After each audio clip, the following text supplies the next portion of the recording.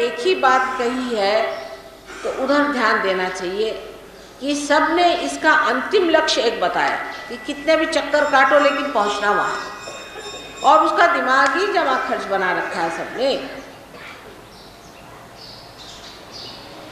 उससे नहीं मिलने वाला। आदि शंकराचार्य जी ने भी यही कहा कि बाबा दिमागी जमा खर्च। अब सहयोग में तो हम ये मानते हैं कि बुद्ध देव जिन्होंने निराकार की बात की थी, जिन्होंने ईश्वर की बात ही नहीं करी, क्योंकि उन्होंने सोचा कि ईश्वर की बात करो तो ये ऊपर ही टंग जाते हैं, ये फिर अपनी सोचते नहीं है। ईश्वर की बात करो तो सब अपने को ईश्वर समझने लग जाते हैं। ऐसे बहुत से लोग वो सोचते हैं कि हम बिल्कुल निराकार हो गए, बहुत से लोग अपने सोचते हैं हम ईश्वर हो गए। इंसान का दिमाग ऐसा है कि जिस चीज से चिपका दो वही हो जाता है, और जो असल में है आत्मा वो नहीं होता। तो इस तरह से जब इंसान का स्वभाव है कि इससे चिपक जाए उससे चिपक जाए, तो बुद्ध ने भी क्या कहा कि ईश्वर की बात ही नहीं करो तो अच्छा है, नहीं तो ये ईश्वर को जेब में डाल लेते हैं, और जब जरूरत है जेब से निकाला ईश्वर देख ये काम करना दे। अब वो कौन सा ईश्वर है भगवान जाने। जब अपने एक जन्म में उन्होंने ईश्वर की बात नहीं की और उन्होंने कहा कि बस चलो निराकार को छोड़ो, आत्म साक्षात्कार, उसका भी एक तमाशा बुद्धों ने बना डाला। तो वही आदि शंकराचार्य करके फिर संसार में आए और उन्होंने कहा कि भाई अब माँ की सेवा करो, इसके सिवाय कोई इलाज नहीं है, माँ की सेवा से ही पाओगे। क्योंकि बोलना तो था, कहना आधा ही रह गया, आप दूसरी बात बताएं। जितनी उन्होंने ईश्वर की बात शुरू कर दी उनको भी लोगों ने सता दिया, यहाँ तक कि उनकी माँ मर गई तो उनसे कहने तुम जला नहीं सकते, तो केले के पत्ते से उन्होंने जलाया अपनी माँ। इस प्रकार एक से एक अक्लमंद लोग सबके सापके उनको उठाने। अब कुछ दुनिया बदली नजर आती है कि मेरे साथ ऐसी जाति कोई नहीं करता। एक तो जरूर बिगड़ते हैं, लेकिन इतनी जाति किसी ने नहीं की कि मुझे मारने के दौड़े, ऐसा हाल नहीं।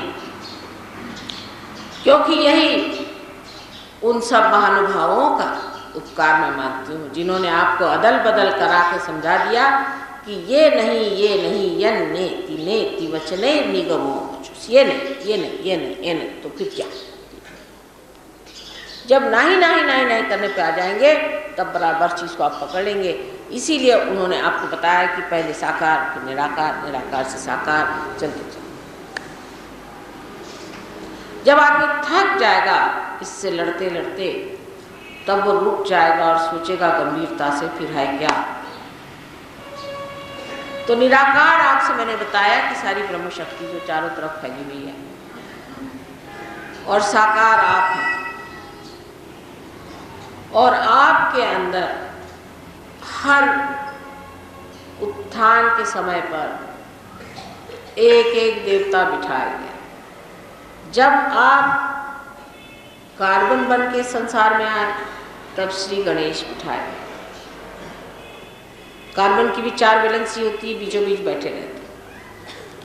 कार्बन के बगैर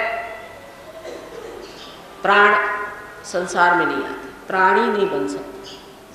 इसलिए पहली चीज़ कार्बन बनाई गई, और श्री गणेश पहले इन्होंने ये शुरुआत। इसलिए कहते हैं कि श्री गणेश भूमि तत्व से बने, और ये पहले बिठाए गए जो पवित्रता के लक्षण। कोई से भी धर्म में ये नहीं कहा है कि तुम अपवित्र रहने से धार्मिक हो जाओगे। आजकल के गुरुओं की बात छोड़ दीजिए, इनसे तो भगवान बचाए रखे, सब उल्टी बातें सिखाते।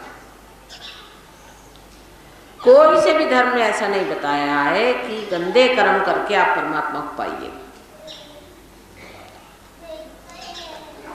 लेकिन हम लोग जो हैं तब इस चीज को देखें कि सब धर्म में एक ही बात कही गई, और सब ने माना कि पवित्रता जीवन का सबसे बड़ा स्थिर भाव है, उसको पकड़ना चाहिए। तब फिर ये मानना पड़ता है कि श्री गणेश को परमात्मा ने सबसे पहले स्थापित किया। वो द्योतक है, ये उसका आप समझ सकते हैं जिसे कि हमारे यहाँ कहा जाता है कि इंग्लिश में क्या कहते हैं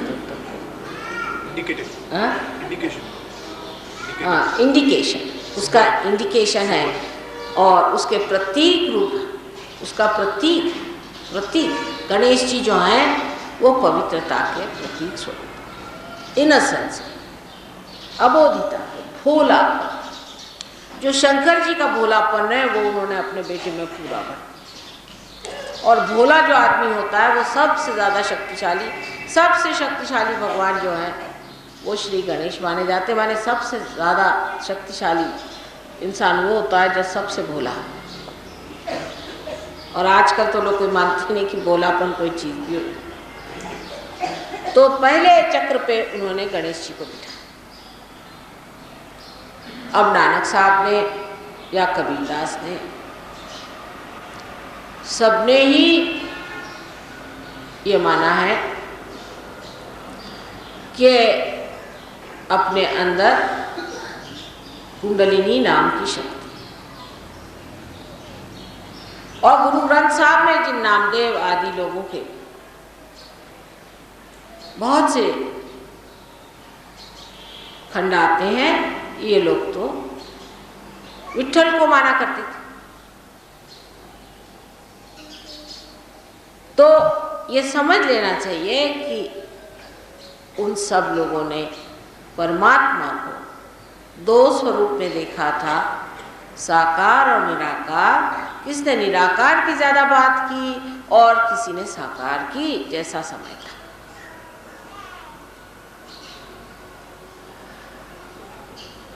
तो पहले चक्र पे श्री गणेश को बिठा दिया, जिससे मतलब अपना जो पहला चक्र है वो पवित्रता का चक्र है। अगर आप समझना चाहें निराकार से तो आप समझ लें पवित्रता, और अगर आप साकार से समझना चाहें तो श्री गणेश। इस चक्र से ऊपर कुंडलिनी का स्थान है, ये समझने की बात है, ये बहुत बड़ी बात है। इसके ऊपर में कुंडलिनी रहती है, नीचे में नहीं रहती इस चक्र। क्योंकि पवित्रता श्री गणेश जो हैं ये अपनी माँ कुंडलिनी जो गौरी, जो कन्या स्वरूपिणी पवित्र है, उसको संभालते हैं, उनकी लज्जा रक्षा करते हैं और नीचे बैठे हुए सबको देखते रहते हैं। और जो कुछ हम करते हैं उसका सारा इंफॉर्मेशन, उसकी सारी मालूमात अपने कुंडलिनी तक पहुंचा देते हैं, जो कि ऐसी बैठी हुई है कि जैसे कोई टेप रिकॉर्डर हो और वो सब चीज़ टेप करता। अब ये कुंडलिनी क्या चीज़ है? ये आदि इच्छा है, परमात्मा की आदि इच्छा। परमात्मा की सर्वप्रथम इच्छा ये हुई कि मैं सृष्टि बना,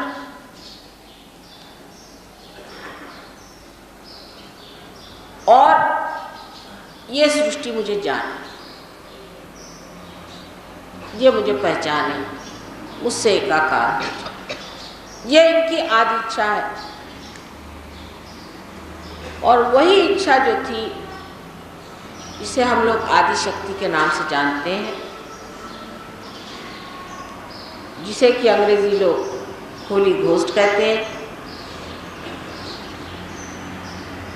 और जिसे कि वेदों में ई कहा गया है, और जिसे नानक साहब ने भी पहली माँ कहकर पुकारा। ये जो प्रथम इच्छा थी, यही साकार स्वरूप होकर उन्होंने सृष्टि की रचना की और श्री गणेश को बना के बिठा दिया, जो गौरी स्वरूपा हमारे अंदर कुंडलिनी, इसको वर्जिन इसलिए कहते हैं, कन्या स्वरूपिणी है, अत्यंत पवित्र। और एक ही शुद्ध इच्छा है मनुष्य के अंदर, बाकी सब विकृत है। एक शुद्ध इच्छा, बाकी सब अशुद्ध है। माने एक ही वर्जिन इच्छा है। वर्जिन माने जिसने, जैसे वर्जिन लैंड का मतलब जिसने अभी इस्तेमाल नहीं किया, जिस जमीन को अभी तक हमने खोदा नहीं, उसे वर्जिन लैंड। तो ये जो कन्या स्वरूपिणी अत्यंत पवित्र इच्छा हमारे अंदर है, वो एक ही है, वो ये कि हम उस परमात्मा को जाने जिसने हमें बनाया। आत्म साक्षात्कार होकर हम उस परमात्मा को जान लें, ये शुद्ध इच्छा हमारे अंदर कुंडलिनी स्वरूपिणी बैठी, क्योंकि वो अभी तक